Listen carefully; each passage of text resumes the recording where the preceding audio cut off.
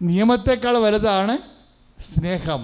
ഇപ്പോഴും നമ്മൾ സ്നേഹത്തെക്കാൾ വലുതൊരു സംഭവമുണ്ട്. എന്താണ്? കരുണ. ഉടമ്പടിയിൽ എന്താണ് വാഗ്ദാനം ചെയ്തിരിക്കുന്നത്? ദൈവത്തിൻ്റെ സാന്നിധ്യമാണല്ലേ. ദൈവത്തിൻ്റെ സാന്നിധ്യം വേണമെന്നുണ്ടെങ്കിൽ നിയമപരമായിട്ട് പോയാൽ പറ്റത്തില്ല, സ്നേഹപരമായിട്ട് പോയാൽ പറ്റത്തില്ല, പിന്നെ എന്താണ്? കരുണപരമായിട്ട് പോകേണ്ടി വരും. ഇത് പഠിക്കാനാണ് വിളിപ്പിക്കുന്നത്.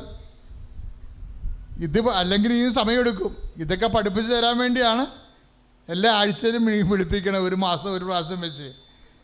ഞാൻ നിങ്ങളോട് കരുണ കാണിച്ചതുപോലെ നിങ്ങളും കരുണ കാണിക്കേണ്ടതായിരുന്നില്ലേ? ദുഷ്ടവൃത്യാന്ന് വിളിച്ചോണ്ട് കൊണ്ട് പാറാവിലിടും. പാറാവിൻ്റെ കഥ പറയണില്ലേ കർത്താവ്? അല്ലേ? ഒരുത്തന് ഒരു ഉത്തമ പറഞ്ഞ കടക്കാരുണ്ടായിരുന്നു. ആ കടക്കാരൻ എന്നോട് പറഞ്ഞു, നീ നിൻ്റെ കടങ്ങളെല്ലാം വീട്ടുക, ഭാര്യനെയും മക്കളെയും വിറ്റ് വീട്ടാൻ പറയും. അപ്പോൾ അയാൾ യജമാൻ്റെ കാലെ കെട്ടി വീണിട്ട് എന്താ പറയണത്? എന്ത് പറയും? എനിക്കിത്തിരി സാവകാശം തരണമേ, ഞാനെല്ലാം തന്ന് വീട്ടിക്കൊള്ളാം. ഉടനെ സാവകാശം കൊടുത്തു. പക്ഷെ അവന് സാവകാശം കിട്ടിയവനെന്ത് ചെയ്തു? അവൻ പുറത്തു പോയി അവന് 100 ദനാറ, താലന്താണിത്. മറ്റത് വിൽക്കാനുള്ള താലന്താണ്, 1000 രൂപയാണത്. കാരണം താലന്ത് പൊന്നാണയവാ, ദനാറ വെള്ളി നാണയവാ, വ്യത്യാസമുണ്ട്. ആ 100 ദനാറ കൊടുക്കാനുള്ളവനെ കണ്ടപ്പോൾ അവനെ കടത്തി പിടിച്ച് കണ്ടിച്ചും പറഞ്ഞ് കടം തന്നു വിടറാന്ന് പറഞ്ഞു. അവൻ പറഞ്ഞു, പട്ടാങ്ങി പറഞ്ഞ്, ഞാനെല്ലാം തന്നു വിട്ടിട്ട് കൊള്ളാം, എനിക്ക് സാവകാശം തരുന്ന. ഇവൻ സാവകാശം കൊടുത്തില്ല, അവനെ പിടിച്ച് പാറാവിലിട്ട്. അപ്പം കണ്ട സഹഭൃത്യന്മാർ, ഈ കാഴ്ച കണ്ട സഹഭൃത്യന്മാർ യജമാനോട് പറഞ്ഞു, എന്ത് പറഞ്ഞു? നമ്മൾ അവന് താലന്ത് കണക്കിന്, സ്വർണ്ണ പവൻ കണക്കിന് അവന് കരുണ കൊടുത്തില്ലേ? പക്ഷേ അവൻ അതിൻ്റെ കീഴ്ക്കടക്കാരനോട്, വെള്ളി മാത്രം കടമുണ്ടായിരുന്നവനോട് കരുണ കാണിച്ചില്ലല്ലോ എന്ന് പറഞ്ഞപ്പോൾ തിരിച്ച് വിളിച്ച്, ഞാൻ നിന്നോട് കരുണ കാണിച്ചതുപോലെ നീയും, അതുകൊണ്ട് കടമുഴുവൻ തന്നു വിട്ടപ്പോൾ അവന് പാറാവിലടച്ചു. അതായത് എന്തുകൊണ്ടാണ് അങ്ങനെ സംഭവിച്ചത്? അയാൾക്ക് അനുഗ്രഹം കിട്ടിയ ആളല്ലേ, അല്ലേ? പക്ഷെ അയാൾക്ക് അനുഭവിക്കാൻ യോഗ്യതയില്ല.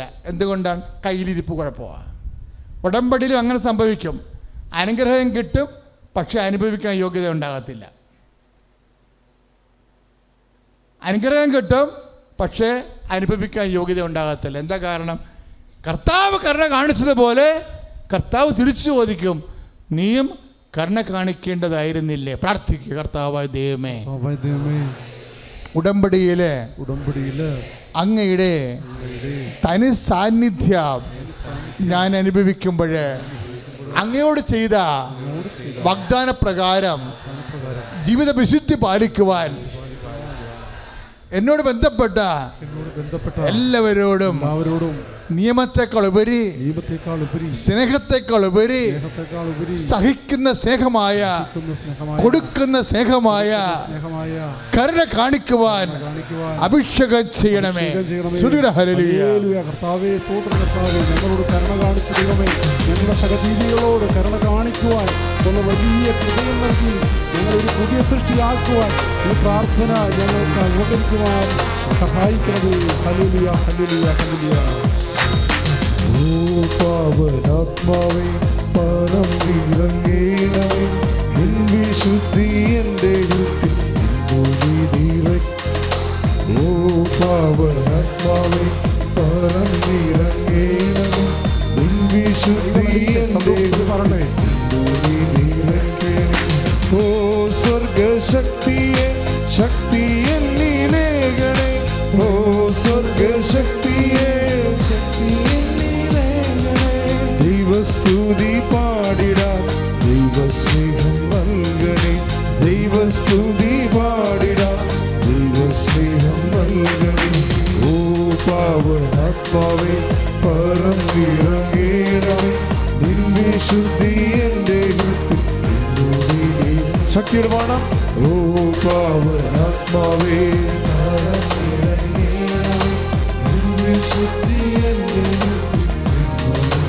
സ്തുതിക്കട്ടെ. Hallelujah, hallelujah, hallelujah. രണ്ട് കൈകളും ഉയർത്തി ശക്തിയോടെ സ്തുതിക്കട്ടെ. ഹല്ലേലൂയ. Hallelujah, hallelujah, hallelujah. യേശുവേ, ഞങ്ങളുടെ സഹോദരങ്ങളോട് കർത്താവേ ഞങ്ങൾക്ക് നീ നൽകുന്ന ഹല്ലേലൂയ, ഹല്ലേലൂയ, ഹല്ലേലൂയ, അവർക്കും കൂടി അവകാശപ്പെട്ട ഹല്ലേലൂയ, ഹല്ലേലൂയ, ഹല്ലേലൂയ. കൈകൾ ഉയർത്തി സ്തുതിക്കട്ടെ. ഹല്ലേലൂയ. സ്നേഹം യേശുവേ, യേശുവേ. വലിയ ഹൃദയം ഞങ്ങൾക്ക് hallelujah, hallelujah, hallelujah, hallelujah.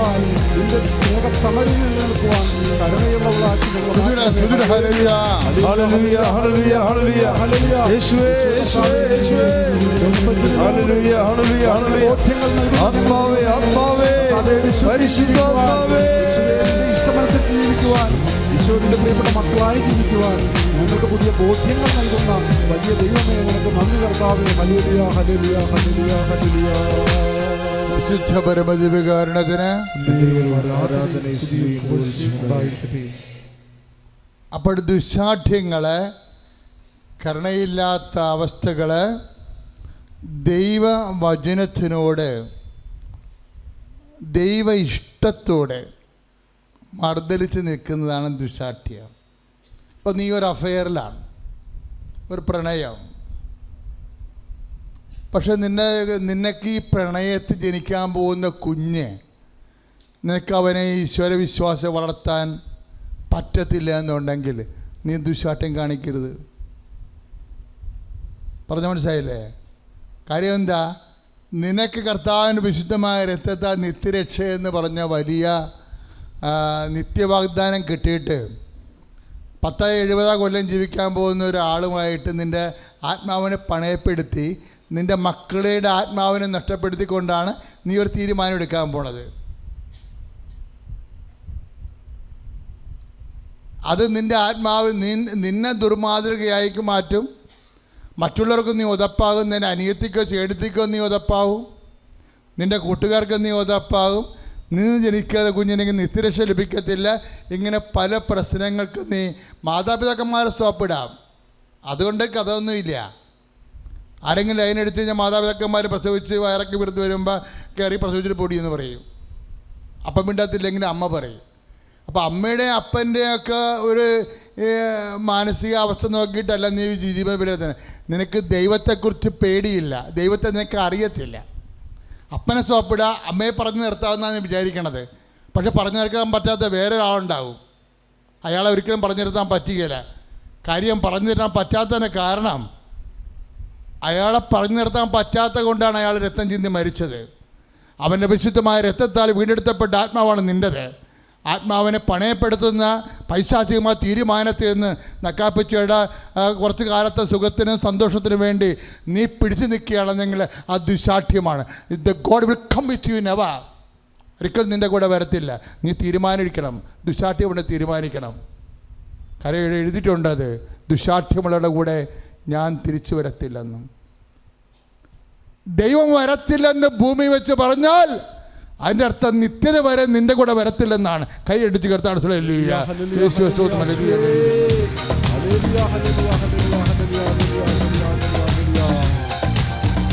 കൈകളടിച്ച് ശക്തിയോടുകൂടി hallelujah, ജയം ഹല്ലേലൂയ, യേശു കർത്താവ് ജീവിക്കുന്നു.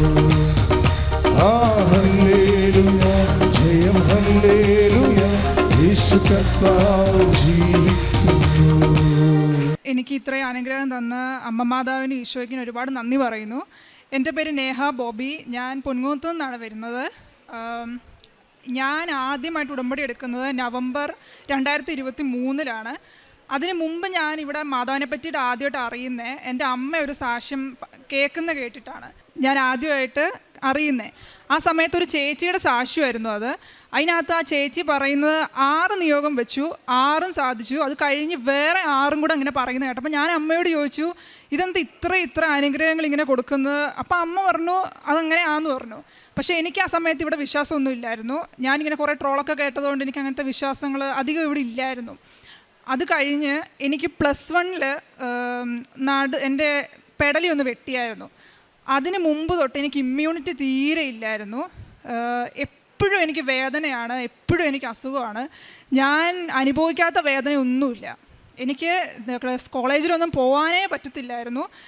എനിക്ക് ലീവൊക്കെ എടുക്കുമ്പോൾ ഞാൻ ടീച്ചേഴ്സിനോട് ഇത് പറയുമ്പോൾ അവർക്കും മനസ്സിലാവത്തില്ല, എൻ്റെ ഫ്രണ്ട്സിനോട് പറയുമ്പോൾ അവർക്കും മനസ്സിലാവത്തില്ല. ഞാൻ ഒരു 1.5 മണിക്കൂറൊക്കെ ഉണ്ട് എനിക്ക് ട്രാവല്. അപ്പോഴൊക്കെ ഞാൻ ഒരു തരത്തിലാണ് ട്രാവൽ ചെയ്യുന്നത്. എനിക്ക് തിരിച്ച് വന്നു കഴിഞ്ഞാൽ എനിക്ക് കിടക്കാൻ മാത്രമേ പറ്റുള്ളൂ, വേറെ ഒന്നും എനിക്ക് ചെയ്യാൻ പറ്റത്തില്ല, എനിക്ക് കഴിക്കാൻ പറ്റില്ല. എല്ലാ മാസവും ഞാൻ പോയി IV ഫ്ലൂയിഡ് ഇടാതെ എൻ്റെ തല നേരെ നിൽക്കത്തില്ല. എനിക്ക് അതുപോലെ മേലായിരുന്നു. എപ്പോഴും എനിക്ക് നടുവേദന, ഒരു ജലദോഷമൊക്കെ ആർക്കെങ്കിലും വന്നാൽ എനിക്ക് അപ്പം കിട്ടും. അത് പിന്നെ സൈനസൈറ്റീസ് ആവും, പിന്നെ പനിയാവും, പിന്നെ എനിക്ക് എണീക്കാനേ പറ്റത്തില്ല. അതുപോലെ മരുന്ന് ഞാൻ എടുക്കുമായിരുന്നു എനിക്ക് അസുഖം കാരണം. അങ്ങനെ ഞാൻ ഉടമ്പടി എടുത്തത് 2023 നവംബറിൽ. അത് കഴിഞ്ഞ് 2024 ഹോളി വീക്കിൻ്റെ ടൈമിൽ എനിക്കൊന്ന് ബുധനാഴ്ച, അതായത് പെസഹ ബുധൻ്റെ ആ സമയത്തായിരുന്നു. രാവിലെ എണീറ്റുമ്പം എനിക്ക് എൻ്റെ ഈ വലത് കണ്ണിന് ഭയങ്കര വേദന. എനിക്ക് തിരിഞ്ഞു കിടക്കാനും പറ്റുന്നില്ല, കണ്ണ് തുറക്കാനോ അടയ്ക്കാനോ അങ്ങോട്ടും ഇങ്ങോട്ടും നോക്കാനോ പറ്റുന്നില്ല. അപ്പോൾ ഞാൻ രാവിലെ എണീറ്റ് അമ്മയോട് പറഞ്ഞു, അമ്മ എനിക്കിങ്ങനെ കണ്ണെന്തോ വേദനയുണ്ട്. അപ്പോൾ അമ്മ പറഞ്ഞു, ചിലപ്പോൾ നീ തിരിഞ്ഞ് കിടന്നതിൻ്റെ ആയിരിക്കും എന്ന് പറഞ്ഞു. അപ്പോൾ ഞാനും വിചാരിച്ചു ചിലപ്പോൾ അതായിരിക്കും, തിരിഞ്ഞ് കിടന്നതിൻ്റെ ഇങ്ങനെ കിടന്നതിൻ്റെ ആയിരിക്കും എന്ന് വിചാരിച്ചു. പക്ഷേ ഒരു ഉച്ചയൊക്കെ ആയപ്പോഴത്തേനും എനിക്ക് തീരെ കണ്ണ് അടയ്ക്കാനോ നോക്കാനോ ഒന്നും പറ്റുന്നില്ല. എൻ്റെ കണ്ണിങ്ങനെ ചെറുതായി വരിക. അപ്പം ഞാൻ കണ്ണാടിയിൽ പോയിട്ട് എനിക്ക് മോള് വശത്താണ് വേദന.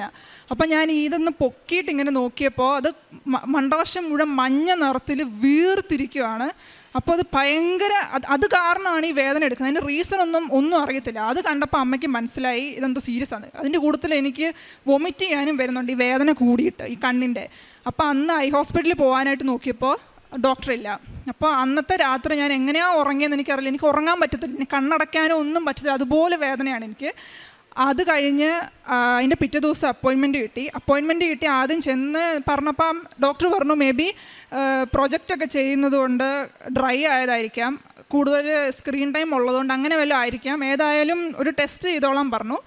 അങ്ങനെ എനിക്ക് ബ്ലഡ് ടെസ്റ്റുകൾ തന്നു. ബ്ലഡ് ടെസ്റ്റ് തന്ന് അതിൻ്റെ പിറ്റേ ദിവസം രാവിലെ ഞങ്ങൾ ബ്ലഡ് ടെസ്റ്റ് ചെയ്യാൻ കൊടുത്തു. അത് കഴിഞ്ഞ് ബ്ലഡ് ടെസ്റ്റിന് റിസൾട്ട് കിട്ടിക്കഴിഞ്ഞ് ഞങ്ങൾ ഐ ഹോസ്പിറ്റലിൽ ഒന്നുകൂടെ പോയി കാണിച്ചപ്പോൾ ആ ഡോക്ടറിൻ്റെ ഫേസ് ആകെപ്പാടെ മാറി. എൻ്റെ CRP 28.9 ESR 30. അപ്പോൾ എൻ്റെ CRPയുടെ ഒക്കെ റേറ്റ് കണ്ടപ്പോഴത്തേനും ആ ഡോക്ടർ എന്നെ ഒരു വല്ലാത്ത രീതി നോക്കിയിട്ട് ചോദിച്ചു, മോളുടെ ശരീരത്ത് എവിടെയോ നല്ല ഇൻഫ്ലമേഷൻ ഉണ്ട്, ബ്ലഡിലാണെന്ന് തോന്നുന്നു, നല്ല രീതിയിൽ ഇൻഫെക്ഷൻ ഉണ്ട്, എന്താണെന്നറിയില്ല, ഈ ചെറിയ പ്രായത്തിൽ അങ്ങനത്തെ ഒരു സീരിയസ് രീതിയിലാണ് ആ ഡോക്ടർ സംസാരിച്ചത്. അത് കേട്ടപ്പോൾ എനിക്കും അറിയില്ല എന്താണ് റീസൺ. ഞാൻ അങ്ങനെ ഒന്നും ചെയ്യുന്നില്ല. ഇത്രയും നാളും എനിക്കിങ്ങനെ വേദനകളോട് വേദന, എൻ്റെ ശരീരത്ത് ഇമ്മ്യൂണിറ്റി ഇല്ല, ഇതെല്ലാം ഞാൻ അനുഭവിക്കുന്നുണ്ട്. ആ കൂട്ടത്തിൽ പെട്ടെന്ന് ബ്ലഡിൽ ഇൻഫെക്ഷനും കൂടെ. എനിക്ക് എന്നാ ചെയ്യേണ്ടതെന്ന് അറിയാൻ പാടില്ലായിരുന്നു.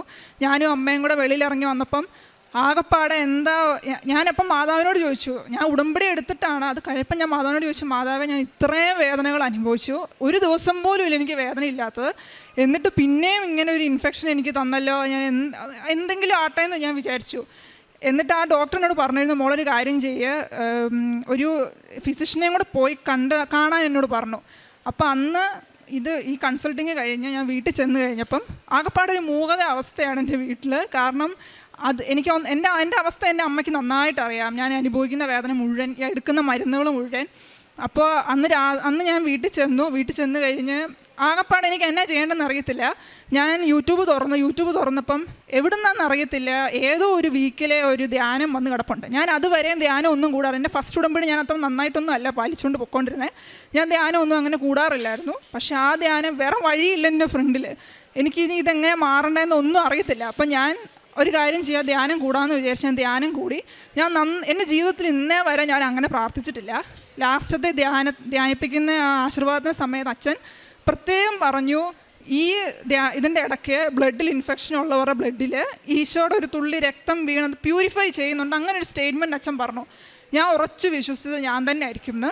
കാരണം ഇത്രയും വർഷമായിട്ട് ഞാൻ അനുഭവിച്ചുകൊണ്ടിരിക്കുകയാണ് ഈ വേദനകളും മുഴുവൻ, പനി, ജലദോഷം, ഈ സൈനസൈറ്റീസ്, അതിൻ്റെ വേദന എല്ലാം, അതിൻ്റെ കൂട്ടത്തിൽ ഇതും.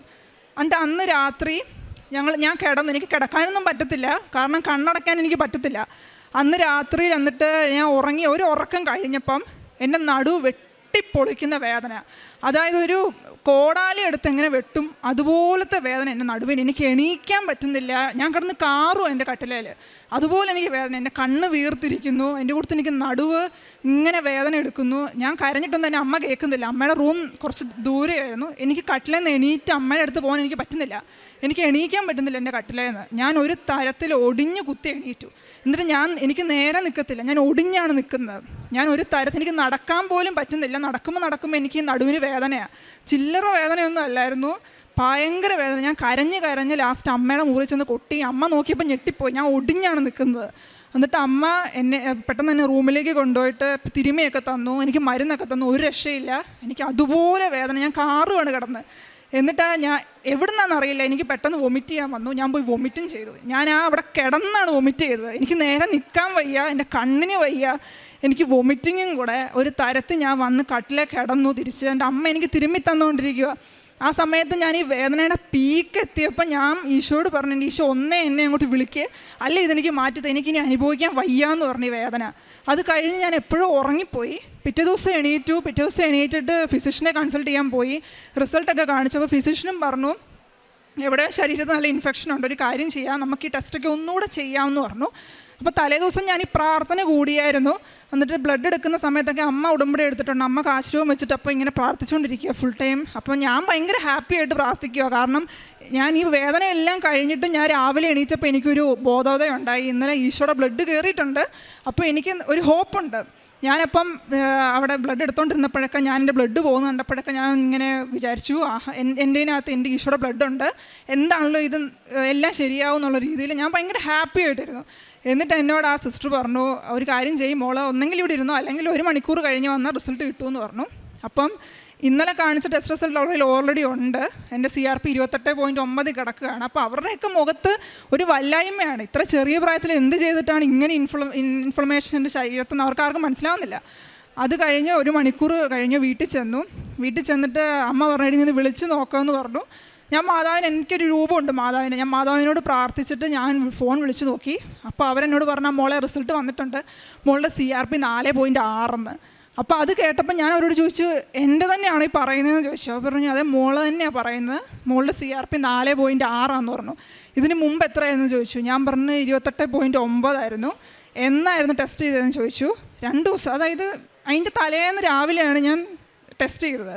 അപ്പോൾ എന്നോട് ചോദിച്ചു, മോള് മെഡിക്കേഷൻ എടുത്തായിരുന്നു അല്ലേന്ന് ചോദിച്ചപ്പോൾ ഞാൻ പറഞ്ഞു, ഞാൻ ഒരു മെഡിക്കേഷൻ എടുത്തിട്ടില്ല. പിന്നെ എങ്ങനെ ഇത്ര കുറഞ്ഞതെന്ന് എന്നോട് ചോദിച്ചു. എൻ്റെ എല്ലാം നോർമൽ, എൻ്റെ ബ്ലഡ് ടെസ്റ്റ് മൊത്തം നോർമലായി.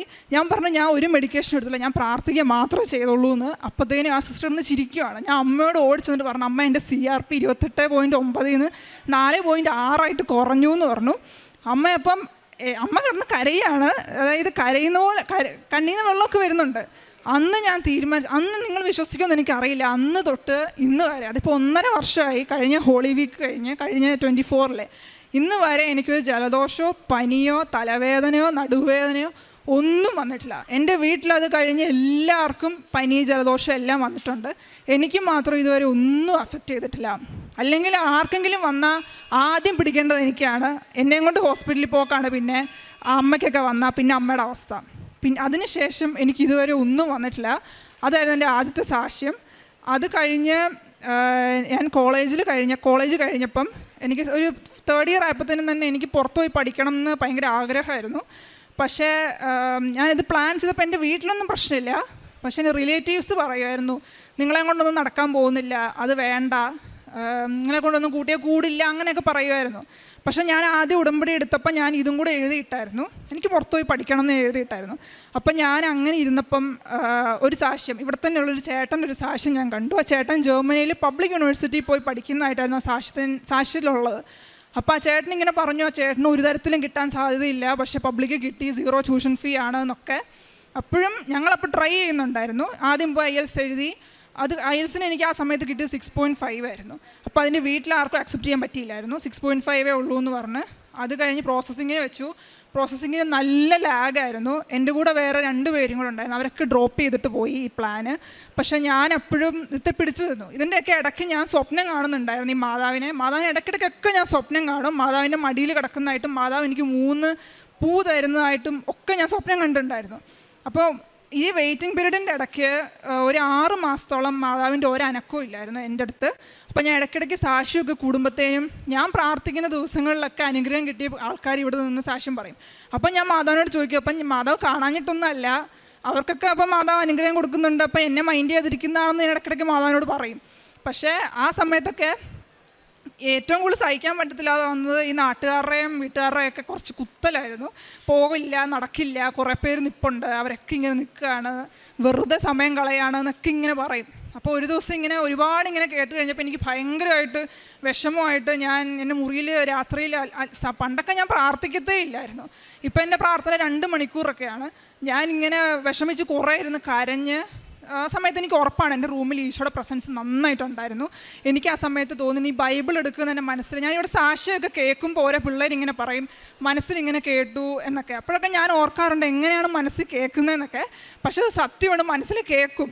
ഞാനിങ്ങനെ ഇപ്പം എൻ്റെ മനസ്സിലിങ്ങനെ കേട്ടു, മോളെ നീ ബൈബിൾ തുറക്ക് എന്നിങ്ങനെ കേട്ടു. ഞാൻ കിടന്ന് കരയുവാണ്. എന്നെ ഇങ്ങനെ എല്ലാവരും പറയുന്നു, വീട്ടുകാർ പറയുന്നു, നാട്ടുകാർ പറയുന്നു, ഞാൻ എല്ലാം ഈശോയോട് ഇങ്ങനെ പറയും, ഈശോ എന്നെ ഇവരിങ്ങനെ പറഞ്ഞു, അവരങ്ങനെ പറഞ്ഞു, എനിക്ക് ഭയങ്കര വിഷമമാണ് എന്നൊക്കെ ഞാൻ ഇങ്ങനെ പറഞ്ഞു. എന്തെങ്കിലും ഒന്ന് മൂവ്മെൻറ്റ് കാണുവാണെങ്കിൽ എനിക്ക് ഭയങ്കര സന്തോഷമായിരിക്കും എൻ്റെ പ്രോസസ്സിങ്ങിൽ നിന്ന്. അപ്പം ബൈബിൾ തുറന്നപ്പോൾ എനിക്ക് കിട്ടിയത് യെശയ്യാ 38:5 എന്തോ ആണ്, നിൻ്റെ പ്രാർത്ഥന ഞാൻ ശ്രവിച്ചിരിക്കുന്നു എന്ന് ഞാൻ അത് വായിച്ചപ്പോൾ ഞാൻ ഒന്നുകൂടെ കരയാൻ തുടങ്ങി. കാരണം എനിക്ക് ഡയറക്റ്റ് കൺഫർമേഷൻ കിട്ടിയല്ലോ. സന്തോഷത്തിൻ്റെ കരച്ചിലായിരുന്നു. അതിൻ്റെ നെക്സ്റ്റ് ലൈൻ എന്ന് പറയുന്നത്, വെരി നെക്സ്റ്റ് ലൈൻ എന്ന് പറയുന്നത്, നിൻ്റെ കണ്ണീർ ഞാൻ ദർശിച്ചിരിക്കുന്നു എന്നായിരുന്നു. അതുകൂടെ കണ്ടപ്പോൾ എനിക്ക് ഫുൾ കോൺഫിഡൻസ് ആയി. എനിക്ക് ഡയറക്റ്റ് കൺഫർമേഷൻ ഈശോയുടെ അടുത്തു നിന്ന് കിട്ടി. എനിക്ക് ഇനിയൊന്നും പേടിക്കേണ്ട കാര്യമില്ല എന്ന് പറഞ്ഞാൽ എന്നെ ഞാൻ മുന്നോട്ട് പോയി. എൻ്റെ കൂട്ടത്തിലുള്ള പിള്ളേരൊക്കെ ഡ്രോപ്പ് ചെയ്തു. അവരൊക്കെ വീട്ടുകാർ പറയുന്നത് നടക്കാൻ പോകുന്നില്ല, നീ വെറുതെ സമയം കളയാണ് എന്നൊക്കെ പറയും. പക്ഷേ ഞാൻ എപ്പോഴും വിശ്വസിച്ചു മാതാവ് എന്നെ ഇത്രയും കൊണ്ട് എത്തിച്ചിട്ടുണ്ടെങ്കിൽ എന്നെ പകുതിക്ക് വെച്ച് വിട്ടിട്ട് പോവില്ല. കാരണം മനുഷ്യനെ അല്ല ഞാൻ ഏൽപ്പിച്ചേക്കുന്നത്, ഞാൻ മാതാവിനെയാണ് ഏൽപ്പിച്ചേക്കുന്നത്. അപ്പോൾ മാതാവ് ഒരിക്കലും പകുതിക്ക് വെച്ചിട്ട് നമ്മളെ ഇട്ടിട്ട് കളയില്ല. അപ്പം ഞാൻ ആ ഒറ്റ ഇതിൽ തന്നെ ഒറ്റ സ്ട്രെച്ചിൽ തന്നെ പിടിച്ച് പിടിയാലെ ഞാൻ പ്രാർത്ഥിച്ചു. മാതാവിൻ്റെ ഒരനക്കവും ഇല്ലായിരുന്നു കുറേ നാളത്തേന്. പക്ഷേ ഞാൻ വിട്ടുകൊടുക്കാൻ തയ്യാറായില്ല. ഞാൻ എന്നും കൊന്തയൊല്ലും, ഞാൻ എന്നും പ്രാർത്ഥിക്കും, പറ്റാവുന്ന ദിവസങ്ങളിലൊക്കെ ഞാൻ പള്ളിയിൽ പോകും. അങ്ങനെ എല്ലാം കൊണ്ടും ഞാൻ എന്നെ തന്നെ മാതാവ് മാറ്റിയെടുത്തു എന്ന് വേണം പറയാൻ. അങ്ങനെ കുറേ നാൾ കഴിഞ്ഞപ്പം ഒരു ദിവസം, എല്ലാ ദിവസവും എനിക്ക് ചൊവ്വാഴ്ചകളിലാണ് എന്തെങ്കിലുമൊക്കെ നടക്കുന്നത്. ഞാൻ ചൊവ്വാഴ്ച പ്രാർത്ഥന കൂടിക്കൊണ്ടിരുന്നപ്പം ഞാൻ നന്നായിട്ട് പ്രാർത്ഥന കൂടി ആ ചൊവ്വാഴ്ച. കാരണം ഡേയ്സ് ഇങ്ങനെ പൊയ്ക്കൊണ്ടിരിക്കുകയാണ്. എൻ്റെ കൂടെയുള്ളവരൊക്കെ ഡിഗ്രി ഡയറക്റ്റ് പോയി PG ചെയ്തവരൊക്കെ കോഴ്സുകൾ പകുതിയാവുന്നു, അവരെല്ലാം ഭയങ്കരമായിട്ട് ലൈഫ് എൻജോയ് ചെയ്യുന്നു, ഞാൻ മാത്രം വീട്ടിലിരിക്കുകയാണ്. അങ്ങനത്തെ അവസ്ഥ വരുമ്പോഴത്തേനും അനുഭവിച്ചവർക്ക് നന്നായിട്ട്, ഇവിടെ ഒന്ന് ഞാൻ കുറേ സാക്ഷ്യം കേട്ടിട്ടുണ്ട് അങ്ങനെയുള്ളവരുടെ. അപ്പോൾ ആ ചൊവ്വാഴ്ച ഞാൻ ഭയങ്കരമായിട്ട് പ്രാർത്ഥിച്ചു. എന്നിട്ട് അന്ന് രാത്രി ഞാൻ മാതാവിനോട് വർത്തമാനം പറഞ്ഞിട്ട്, അപ്പം ഞാൻ മാതാവിനോട് പറഞ്ഞു, മാതാവ് അമ്മയ്ക്കറിയാം എനിക്ക് ഏതാ നല്ലതെന്ന്, അമ്മയ്ക്കറിയാം എനിക്ക് എന്നാണ് കിട്ടേണ്ടതെന്ന്, എനിക്ക് ഏത് ഡേറ്റിന് വരണം എന്നും എല്ലാം അമ്മയ്ക്കറിയാം, എൻ്റെ ബുദ്ധിയൊക്കെ അമ്മയ്ക്കറിയാം. അപ്പോൾ ആ കോഴ്സ് അങ്ങനെ ചേരുന്ന കോഴ്സ് അമ്മ എനിക്ക് തരണം, എൻ്റെ ഭാവിക്ക് നല്ലതായിട്ടുള്ള കോഴ്സൊക്കെ എനിക്ക് അമ്മ തരണം എന്ന് ഞാൻ പറഞ്ഞു. എന്നിട്ട് ഞാൻ കിടന്ന് ഉറങ്ങിക്കഴിഞ്ഞ് പിറ്റേ ദിവസം പതിവിലും താമസിച്ച് ഞാൻ എണീറ്റ് ഞാൻ ഭയങ്കര കൂളായിട്ട് ചായയൊക്കെ ഉണ്ടാക്കി വന്നിരുന്നപ്പോൾ എൻ്റെ ഫോണിൽ കുറേ മിസ് കോൾസും മെസ്സേജും കിടക്കുകയാണ്. നോക്കിയപ്പോൾ എനിക്ക് പബ്ലിക് യൂണിവേഴ്സിറ്റിയിൽ നിന്ന് ഓഫർ ലെറ്റർ വന്നു. അത് ഞാൻ ഒരിക്കലും വിചാരിക്കാത്ത കോഴ്സ്. ആ കോഴ്സ് എന്ന് പറയുന്നത്, ഞാൻ ആദ്യം ഈ പ്രോസസ്സിങ് തുടങ്ങിയ സമയത്ത് ഞാൻ മാതാവിൻ്റെ അടുത്ത് വന്നിട്ട് ലോട്ടിട്ട് നോക്കിയായിരുന്നു. എനിക്ക് 2 കോഴ്സ് തന്നിട്ട് എനിക്ക് കൺഫ്യൂഷനാണ്, എനിക്ക് ഒരെണ്ണം എടുത്തു തരണം എന്ന് പറഞ്ഞു. ഞാൻ പ്രാർത്ഥിച്ച് മാതാവിൻ്റെ അടുത്ത് ഇട്ട് നോക്കിയപ്പോൾ കിട്ടിയൊരു കോഴ്സുണ്ട്. പക്ഷേ എനിക്ക് അതിന് ഇൻട്രസ്റ്റ് ഇല്ലായിരുന്നു. അത് കുഴപ്പമില്ല, പക്ഷേ എനിക്ക് വലിയ ഇൻട്രസ്റ്റ് ഇല്ലായിരുന്നു. ഞാനപ്പോൾ അത് കൂടുതൽ അങ്ങോട്ട് പുഷ് ചെയ്തില്ല ആ കോഴ്സ്. പക്ഷേ എനിക്ക് മാതാവ് തന്നപ്പം, മാതാവ് സെലക്ട് ചെയ്ത് തന്ന കോഴ്സും ഞാനിവിടെ അച്ഛൻ്റെ അടുത്ത് വന്ന് ബ്ലെസ്സിങ്സ് വാങ്ങിച്ചൊരു കോഴ്സുണ്ട്. എനിക്കത് മതിയെന്ന് പറഞ്ഞ് ഞാൻ നിന്ന് പ്രാർത്ഥിച്ചൊരു കോഴ്സുണ്ട് മാതാവിൻ്റെ അടുത്ത്. ആ കോഴ്സും കൂടെ കമ്പൈൻഡ് ആയിട്ടുള്ള മാസ്റ്റേഴ്സ് ഡിഗ്രിയാണ് മാതാവ് എനിക്ക് തന്നത്. ഒരു തരത്തിൽ അത് കിട്ടാൻ ഒരു ചാൻസും ഇല്ല. അതും പബ്ലിക് യൂണിവേഴ്സിറ്റിയിൽ. എൻ്റെ യൂണിവേഴ്സിറ്റിയിൽ മലയാളികളേ ഇല്ല, അത് കിട്ടാനേ വഴിയില്ല. എൻ്റെ കൂട്ടത്തിൽ നിന്നവരെല്ലാവരും ഡ്രോപ്പ് ചെയ്തിട്ട് പോയി കിട്ടില്ല എന്ന്. പക്ഷേ മാതാവ് എനിക്കത് വാങ്ങിച്ചു തന്നു. അതാ പറയണത്, മാതാവ് നമ്മളെ കൊണ്ടുവന്നിട്ടുണ്ടെങ്കിൽ മാതാവ് നമുക്കത് തരും. അതിപ്പോൾ കുറച്ച് താമസിക്കും, അത് നമുക്ക് പെട്ടെന്ന് കിട്ടത്തില്ല, പക്ഷെ മാതാവ് തരും അത്. പിന്നെ അടുത്ത സാക്ഷ്യം എന്ന് പറയുന്നത്, എനിക്ക് ഓഫർ ലെറ്റർ കിട്ടിക്കഴിഞ്ഞിട്ടാണ് ഞാൻ അറിയുന്നത് എൻ്റെ IELTS എക്സ്പയർ ആയി. 1 വർഷമേ ഉള്ളൂ ജർമ്മനിയിലോട്ടുള്ള IELTS. അത് എക്സ്പയർ ആയിപ്പോയി. എന്നെ ആ ഏജൻസിയിലെ ചേട്ടൻ പെട്ടെന്നായിരുന്നു വിളിച്ചു പറയുന്നത്. അതോടെ എനിക്ക് എന്നാ ചെയ്യണമെന്ന് അറിയത്തില്ല. IELTS എഴുതണമെങ്കിൽ 18,000 വേണം. പിന്നെ പബ്ലിക് യൂണിവേഴ്സിറ്റി ആയതുകൊണ്ട് തന്നെ പഠിക്കുന്നതിന് 10,000 എബോവ് ആണ് ചില ഏജൻസീസ് ചോദിക്കുന്നത് പഠിപ്പിക്കുന്നതിന്. അപ്പം ഞാൻ ഓർത്തു ഇനി എൻ്റെ അപ്പൻ്റെ പൈസ കളയാൻ എനിക്ക് പറ്റത്തില്ല. ഒന്ന് പോയി എഴുതി 6.5 കിട്ടിയുള്ളൂ. ഞാൻ കുറേ ചീത്ത കേട്ടു. ഇനി ഏതായാലും ഞാൻ തന്നെ പഠിക്കുന്നുള്ളൂ എന്ന് വിചാരിച്ചു. എനിക്ക് ദിവസങ്ങളേ ഇല്ലായിരുന്നു, 10 ദിവസം ഉണ്ടായിരുന്നുള്ളൂ. അതിനകത്ത് 5 ദിവസം ഞാൻ ടെൻഷൻ അടിച്ച് കളഞ്ഞു. കാരണം പ്രോപ്പർ ഒരു മെൻറ്റർ ഇല്ലാതെ IELTS പ്രിപ്പയർ ചെയ്ത് എഴുതുക എന്ന് പറയുന്നത് ഭയങ്കര ടെൻഷനായിട്ടുള്ളൊരു കാര്യമാണ്. അപ്പോൾ ഞാൻ ഏതായാലും എൻ്റെ മാതാവിൻ്റെ ടേബിളിൻ്റെ താഴെ സ്റ്റൂളിട്ട് അതിൻ്റെ നിലത്തിരുന്ന് ഞാൻ പഠിക്കാൻ തീരുമാനിച്ചു. അങ്ങനെ ഞാൻ 5 ദിവസം ഇരുന്ന് പഠിച്ചു. സ്പീക്കിംഗ് ഒന്നും ഞാൻ പ്രാക്ടീസേ ചെയ്തിട്ടില്ല. ഈ സമയത്തൊന്നും മാതാവിൻ്റെ ഒരു അനക്കവും ഇല്ല എൻ്റെ അടുത്ത്. സ്വപ്നത്തിന് വരാറില്ല, ഇങ്ങനത്തെ ബൈബിൾ വേഴ്സസും തരാറില്ല. മാതാവ് ഈശോയോട് ചോദിക്കുമ്പോൾ അതൊന്നുമില്ല. അപ്പം ഞാൻ മാതാവിനോട് പറഞ്ഞു, മാതാവേ എൻ്റെ സ്പീക്കിങ്ങിൻ്റെ ഡേറ്റ് വന്നു. എനിക്ക് കുറേ പിള്ളേർ സാക്ഷ്യം പറയുന്നത് ഞാൻ കേൾക്കാറുണ്ട്. ലേഡി വരണമെന്ന് പറയുമ്പോൾ ലേഡി വരും, കളറ് കാണിക്കണമെന്ന് പറയുമ്പോൾ കളറ് കാണിക്കും. എൻ്റെ അടുത്ത് മാത്രം മാതാവ് ഇതൊന്നും ചെയ്തിട്ടില്ല. അപ്പോൾ എനിക്ക് മാതാവ് ഒരു സംഭവം കാണിച്ചു തരണം എന്ന് പറഞ്ഞു. എനിക്കൊരു ലേഡി ആയിരിക്കണം എന്ന് ഞാൻ മാതാവിൻ്റെ അടുത്ത് പ്രാർത്ഥിച്ചു. പക്ഷേ അപ്പോഴും എനിക്ക് സംശയമുണ്ട്, കാരണം മാതാവിൻ്റെ അനക്കമൊന്നുമില്ല കുറേ നാളായിട്ട്. അപ്പോൾ ഞാൻ ഡേറ്റ് വന്നു. കോട്ടയത്തായിരുന്നു എനിക്ക് ഡേറ്റ് കിട്ടിയത്. കോട്ടയം കമ്പാരിറ്റീവ്ലി ഭയങ്കര പാടാന്ന് വന്നവരും പോയവരും ഒക്കെ പറയുന്നുണ്ട്. ഞാൻ പക്ഷെ ഉപ്പായിട്ടാണ് പോയത്. ഞാൻ ഉപ്പൊക്കെ കൈപ്പിടിച്ച് ആ വെയിറ്റിങ്ങിൽ ഇരുന്നപ്പം ഇറങ്ങുന്ന പിള്ളേരുടെ ഒന്നും മുഖത്ത് സന്തോഷമൊന്നുമില്ല. എല്ലാവരും ഭയങ്കര ടെൻഷൻ അടിച്ചാണ് ഇറങ്ങുന്നത്. ഞാൻ എന്നിട്ട് എൻ്റെ ടേണായി. വീഡിയോ കോൺഫറൻസ് ആയിരുന്നു. ഞാൻ കണ്ടതും ഞാൻ ലാപ്ടോപ്പിൽ കാണുന്ന ഒരു ലേഡിയാണ്, ഒരു നോർത്ത് ഇന്ത്യൻ ലേഡി. എനിക്ക് ലേഡി കിട്ടിയതിനെക്കാട്ടിലും എനിക്ക് ഭയങ്കര സന്തോഷമായത് മാതാവ് എൻ്റെ പ്രാർത്ഥന കേട്ടു, മാതാവ് എന്നെ അക്സെപ്റ്റ് ചെയ്തു എന്നുള്ളൊരു കാര്യത്തിലാണ് എനിക്ക് ഏറ്റവും സന്തോഷമായത്.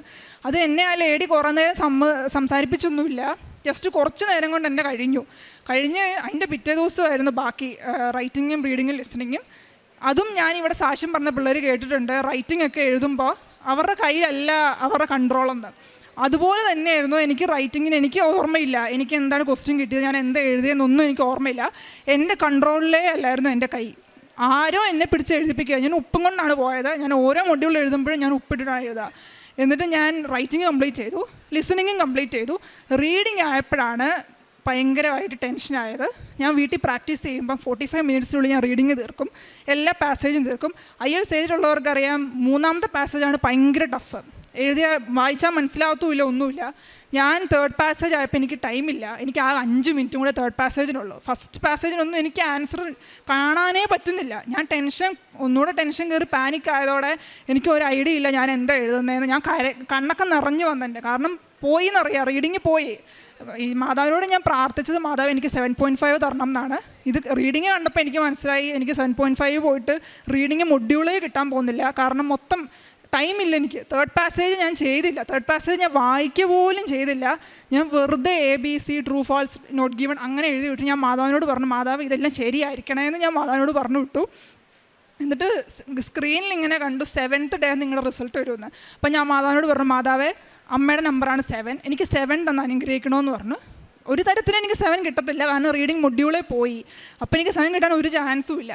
7th ഡേ അത് 6th ഡേ ആയപ്പം ഞാൻ ഡെയിലി ബ്രെഡ് കൂടിക്കൊണ്ടിരുന്നപ്പോഴത്തേന് രാവിലെ എൻ്റെ മനസ്സിൽ ഇങ്ങനെ തോന്നി, റിസൾട്ട് വന്നു, നീ നോക്കാൻ പറഞ്ഞു. അപ്പം ഞാൻ മെയിൽ ചെക്ക് ചെയ്തു. ആദ്യം എനിക്ക് മെയിലിലാണ് വന്നത് ആദ്യത്തെ IELTS. മെയിൽ ചെക്ക് ചെയ്തപ്പോൾ മെയിലിൽ മെസ്സേജൊന്നും ഇല്ല. അപ്പം എനിക്ക് മനസ്സിൽ തോന്നി, നീ മെസ്സേജ് ചെക്ക് ചെയ്ത് നോക്കാൻ പറഞ്ഞു. ഞാൻ മെസ്സേജ് ചെക്ക് ചെയ്ത് നോക്കിയപ്പോൾ മെസ്സേജിൽ റിസൾട്ട് വന്ന് കിടപ്പുണ്ടെന്ന് കാണിച്ചു. ഞാനപ്പോൾ തീരുമാനിച്ചു ഏതായാലും ഡെയിലി ബ്രെഡ് മൊത്തം കൂടിയിട്ടേ ഉള്ളൂ എന്ന് പറഞ്ഞു. ഞാൻ ഡെയിലി ബ്രെഡ് കൂടിക്കഴിഞ്ഞ് മെസ്സേജ് തുറന്ന് നോക്കിയപ്പോഴത്തേനും എൻ്റെ റിസൾട്ട് കിടക്കുന്നു. എനിക്ക് ഓവറോൾ 7.5. എനിക്ക് ഒരു തരത്തിലും ചിന്തിക്കാൻ പറ്റില്ല എനിക്ക് എങ്ങനെ അത് കിട്ടിയെന്ന്. ഞാൻ പോയി എന്ന് വിചാരിച്ച എൻ്റെ റീഡിങ്ങിന് എനിക്ക് കിട്ടിയത് 7.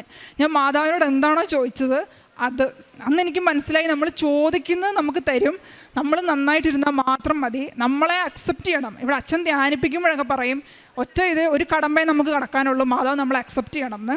എനിക്ക് ഏറ്റവും കൂടുതൽ സന്തോഷം എനിക്ക് ഓഫ് ലെറ്റർ കിട്ടിയതോ 7.5 കിട്ടിയതോ ഒന്നുമല്ല, മാതാവ് എന്നെ അക്സെപ്റ്റ് ചെയ്തു എന്നുള്ളതായിരുന്നു എൻ്റെ ഏറ്റവും വലിയ സന്തോഷം എന്ന് പറയുന്നത്. ഇത്രയും അനുഗ്രഹങ്ങളൊക്കെ തന്ന എൻ്റെ മാതാവിനും ഈശോയ്ക്കും ഞാൻ ഒരുപാട് നന്ദി പറയുന്നു. എനിക്കൊരു തരത്തിലും ഞാൻ കാരുണ്യപ്രവർത്തികൾ ഞാൻ ചെയ്യുമായിരുന്നു. ഞാനും അമ്മയാണ് മെയിനായിട്ട് പൊതിച്ചോറ് കെട്ടി ഗവൺമെൻറ് കോളേജ് ഹോസ്പിറ്റലിൽ കൊണ്ട് കൊടുക്കും. പിന്നെ എനിക്ക് എൻ്റെ പപ്പ പോക്കറ്റ് മണിയൊക്കെ തരും. പക്ഷേ എൻ്റെ പപ്പ വിചാരിക്കുന്നത് ഞാനതെല്ലാം വെറുതെ കളയുക എന്നാണ്.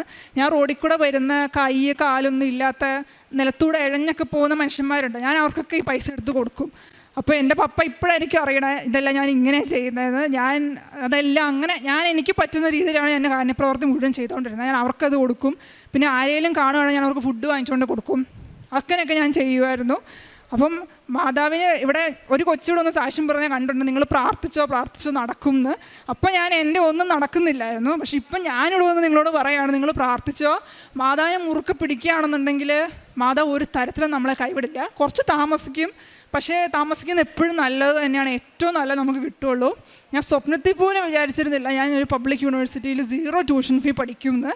പക്ഷേ ഇന്ന് ഞാൻ സ്വപ്നത്തിൽ പോലും വിചാരിക്കാത്ത ഒരു കോഴ്സാണ് ഞാൻ പബ്ലിക്കിൽ ജർമ്മനിയിൽ പഠിക്കാൻ പോകുന്നത്. ഞാൻ 25-ാം തീയതി ജർമ്മനിക്ക് പോവുകയാണ്, ഈ കമ്മിങ് സാറ്റർഡേ. ഇപ്പോൾ ഇത്ര അനുഗ്രഹങ്ങൾ നൽകിയ എൻ്റെ മാതാവിന് ഈശോയ്ക്ക് ഞാൻ ഒരുപാട് നന്ദി പറയുന്നു.